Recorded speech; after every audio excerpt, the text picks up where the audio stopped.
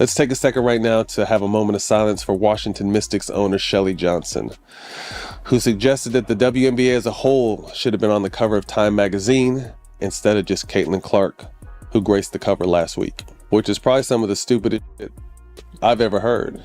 What do you get when you mix record-breaking stats, a Time magazine cover, and a whole lot of good old-fashioned jealousy? Apparently, that's the byproduct of the Caitlin Clark effect. That's what. But here's the real question. Why is everyone so mad about her success?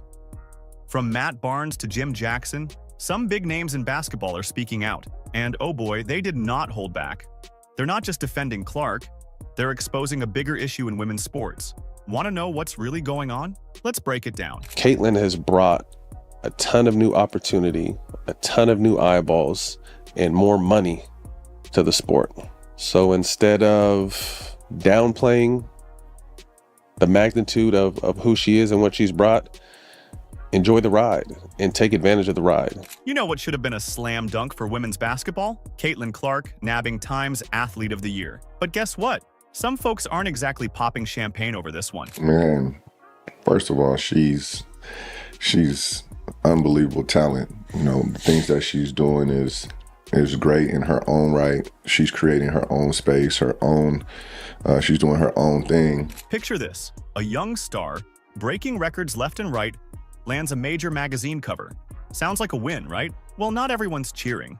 Instead of applause, Clark's getting some serious side-eye from unexpected places. What gives? While the NBA's ratings continue to drop over 30%, as they try to figure out who is going to fill the shoes of LeBron James, Kevin Durant, and Steph Curry, the WNBA has a golden goose sitting in their league and it's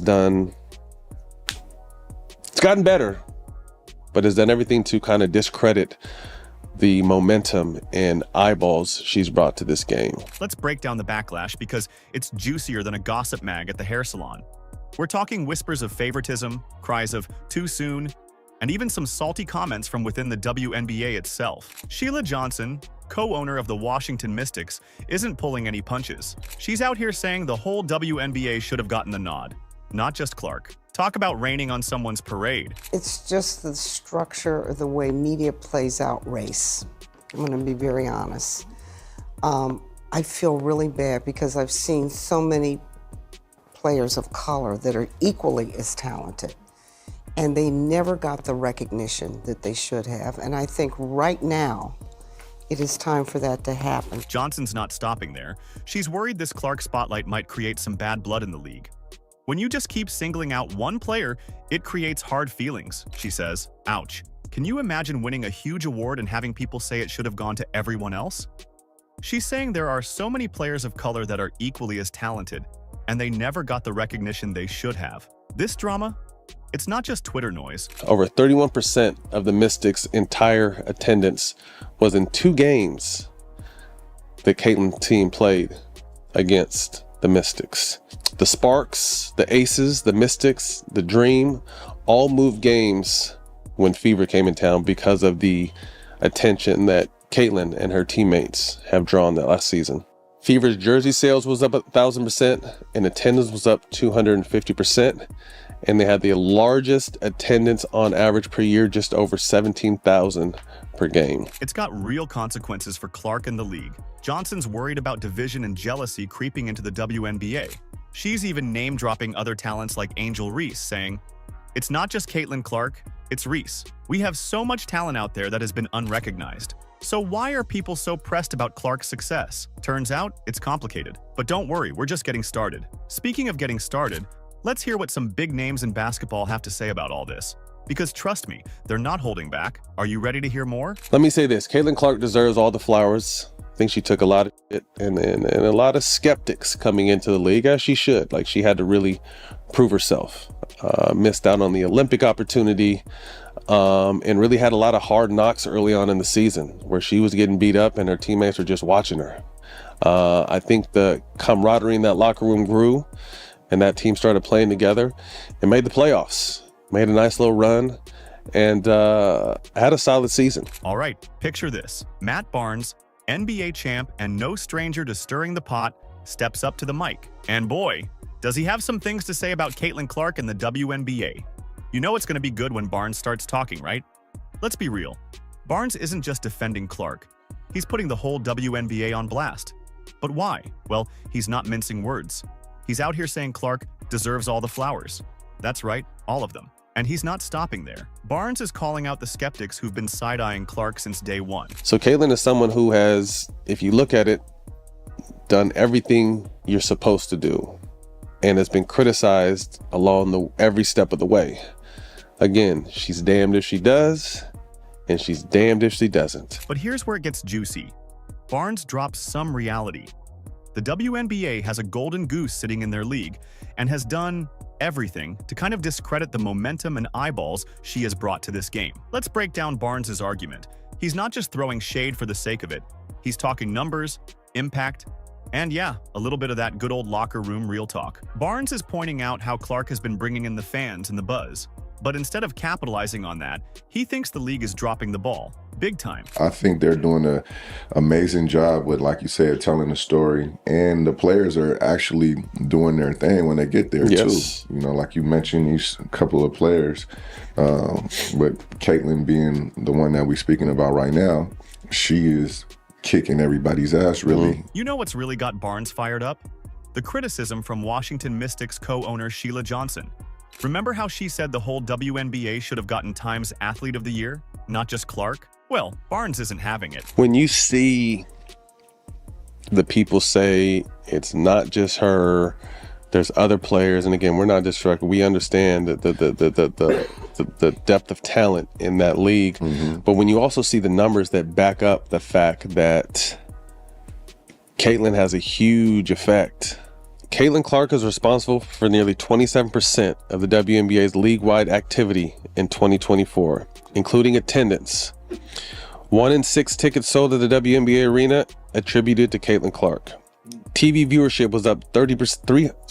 TV viewership was up 300% with Caitlin Clark. But here's the thing: Barnes isn't just throwing shade. He's got some pretty solid points about marketing, fan engagement, and the future of the game. He's asking the real questions.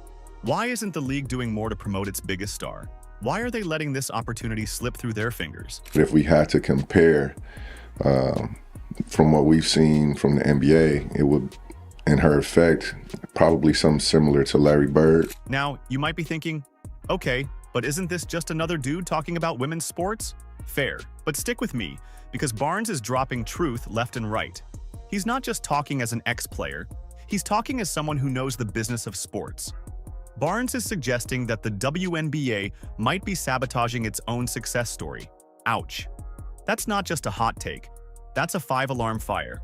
He's basically saying the league is shooting itself in the foot by not fully embracing Clark and the attention she's bringing. Congratulations. Congratulations. You know, they continue to push the game to the next level, you know, and you look at where the NBA was and now where the NBA is at now. And although everyone doesn't agree with the style of play, these guys have taken it to the next level as far as the business of basketball. Right. And I think that's what Caitlin will affect, is the business of women's basketball, man. So we wish them the best. Definitely excited to see these upcoming seasons and these women continue to do their thing. But guess what? Barnes isn't the only one speaking up. This conversation is just getting started, and there are more voices joining the chorus. So let's see what another NBA veteran has to say about this whole situation.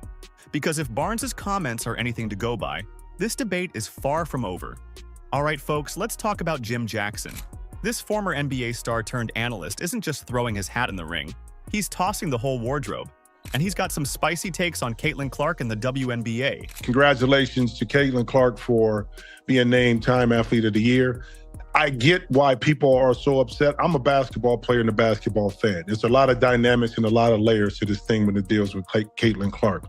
But I will say that this is just my opinion. It's certain people, I don't care if you're black, white, Spanish, from Europe, it doesn't matter, that have it, that draw something, okay? And Caitlin is one of those. So what's Jackson's angle? It's all about the green, baby. No, not the court. We're talking cold, hard cash. Or as the suits like to call it, marketability. Jackson's not beating around the bush here. He's saying Clark's got that special something. that X factor that makes people sit up and take notice. People, keep in mind, this is a business. When Nike signs a athlete, okay, they want to get an ROI, return on their investment. How do they do that? Because that athlete resonates. You understand that Caitlin Clark, her jerseys, her apparel, if she has an apparel deal, her shoes will sell. Here's where things get interesting. Jackson's comparing Clark to some WNBA legends. And his conclusion? Well, let's just say it's ruffling some feathers. He's out here saying Clark's more marketable than A'ja Wilson, the current MVP of the WNBA court. You heard that right. According to Jackson, Caitlin may not beat A'ja Wilson is the best player in the WNBA, but Caitlin is more marketable because people tend to resonate. I don't care, black, white, whatever it may be. And now there is a race component to it. It always will be in some regards, okay?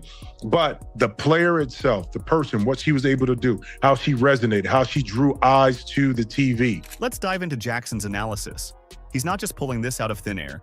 He's talking star power, fan engagement, and yeah, that tricky topic of race in sports marketing. Jackson's not shy about it either. I don't agree with the Mystics owner saying that the whole WNBA should have been named up, because that's not true. The whole WNBA benefited this year from the viewership increase. You know who else Jackson thinks has that special sauce? Steph Curry. Yep, he's drawing parallels between Clark and the NBA's Golden Boy. Jackson points out, it's the reason why Steph Curry, who may not be the best player, okay, in the NBA, but he draws differently. He draws different. He can be marketed differently than other players. And some players who may be considered better, maybe a Kevin Durant. But the market, to market Kevin Durant is a lot different than marketing Steph Curry. People resonate with Steph Curry a lot more than a KD. It's not just about being the best on the court. It's about connecting with fans off it. But wait, there's more. Jackson isn't just talking about Clark. He's painting a bigger picture of the WNBA's future. He's pointing out how the whole league got a boost from Clark's college performance. That's right, we're talking rising tides lifting all boats here. There's some other players that get deals, men and women, okay, that have signature shoes that despite how good they are as a player, great as they are as a player, they don't move product because it doesn't resonate, it doesn't translate. Now, you might be wondering, is this really about basketball anymore? Good question. Because according to Jackson, it's not just about how you play the game, it's about how you sell it. And Clark, she's selling like hotcakes. What translates is when Caitlin Clark came into the league and 30,000 jerseys were already ordered, that the Indiana Fever, the season tickets were already sold out. When you go on the road to the Mystics and they have to change the venue in which it's going to be played to play, you know, where the Wizards play, okay, on a couple of occasions. It's only certain people that do that. Whether you like Caitlin or not, are you interested? If you're a ball player, it's certain aspects you got to love about Caitlin's game. So we've heard from the guys. But what about the league itself? What's the WNBA saying about all this? Well, that's where things get really interesting. So we've heard from NBA vets, fans, and critics about Caitlin Clark's Time Athlete of the Year award. But you know who's been suspiciously quiet? The WNBA itself. Weird, right? You know well enough that in 1984, when Michael Jordan came into the NBA, the ratings in the NBA were not great. Chicago Stadium was, a third full. He's getting the lion's share of the attention. The games are now getting all of his games are on TV. And he just was a polarizing figure. And Tiger Woods was like that when he went to the PGA as well. He changed the total economics of golf the same way Michael Jordan changed the financial economics of the NBA. Let's set the scene. You've got this rookie phenom breaking records, bringing in fans by the truckload, and making headlines left and right. Sounds like a marketer's dream, doesn't it? You'd think the WNBA would be shouting from the rooftops, popping champagne and planning parades. But instead, crickets. What's going on behind those closed doors at WNBA HQ? Here's where it gets messy. Some folks are saying the silence speaks volumes. Are we looking at jealousy, politics, or something else entirely? Remember what Sheila Johnson, co-owner of the Washington Mystics, said? She thinks singling out Clark creates hard feelings in the league. Yikes. Is that why the WNBA's keeping mum? The idea of some players being jealous, yes, that probably exists. Okay. To me, yeah, jealous, sure. I mean, would you be jealous of somebody that got $28 million a shoe deal or whatever the deal is before you step foot in the pros? Now, you might be thinking, maybe they're just letting Clark have her moment. Nice thought. But here's the thing. The league's silence might be doing more harm than good. And it's not just Clark feeling the chill. This whole situation is shining a spotlight on some deeper issues in the WNBA. So where does this leave us? And more importantly, where does it leave Caitlin Clark? The WNBA's got a golden opportunity here, but they're treating it like a hot potato. Johnson's worried about creating hard feelings. But isn't that exactly what's happening with this silent treatment? I think with that, there's going to be, it's human nature sometimes to have some envy or some jealousy. And it's happening now to Caitlin Clark. So what's the game plan, WNBA? Are they going to step up and embrace their new star, or keep playing this weird game of hide and seek? Because right now, it feels like they're letting a slam dunk opportunity turn into an airball. And in the fast-paced world of sports, that's a mistake they might not be able to afford.